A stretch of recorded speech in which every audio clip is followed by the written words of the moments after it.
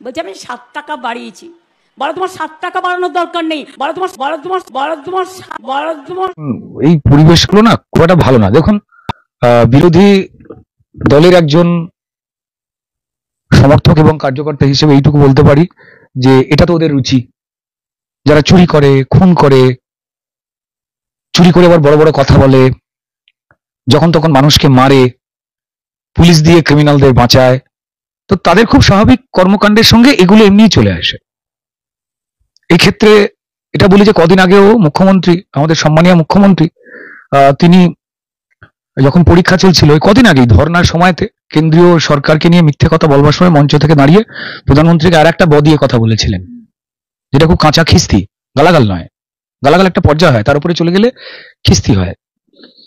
তো প্রথমে নিজের কানকে আমরা বিশ্বাস করতে পারিনি, দুর্ভাগ্যজনক। এবং খুব ইন্টারেস্টিংলি পশ্চিমবঙ্গের প্রচুর মিডিয়াকেও দেখতে পাওয়া গেছে যে এই কথাটা মুখ্যমন্ত্রীর মুখে এই ধরনের খারাপ কথা, সেটাকে নিয়ে তারা কোনো কথা বলেননি, কিন্তু দিলীপ ঘোষ ফু করলেই সেখান থেকে তারা ফুচকা শুনতে পান, ফুটুডুম শুনতে পান, ফুট করাই শুনতে পান। তো যাই হোক, কি আশ্চর্য তাদের। কিংবা হতেই পারে যে পরিষ্কার জেলে যেভাবে সাংবাদিকদের পাঠানো হয় বা কেস দেওয়া হয় সত্যি কথা বললে, সেটাকে অ্যাভয়েড করবার জন্য কেউ নিজের সিদ্ধান্ত বেঁকিয়ে ফেলতে পারেন। এবার আবার পশ্চিমবঙ্গের সম্মানীয় মুখ্যমন্ত্রী সম্মানীয় শব্দটাকে নিজে মুছতে চাইছেন।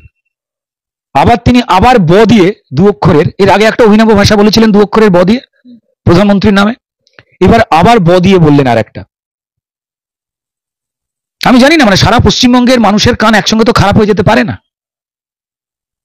প্রবল রাগে তারা এটা করছেন, যেভাবে চুরি দুর্নীতিকে তারা প্রশ্রয় দিচ্ছেন, চোরদের বাঁচাবার চেষ্টা করছেন, ক্রিমিনালদের পুলিশ দিয়ে বাঁচাবার চেষ্টা করছেন।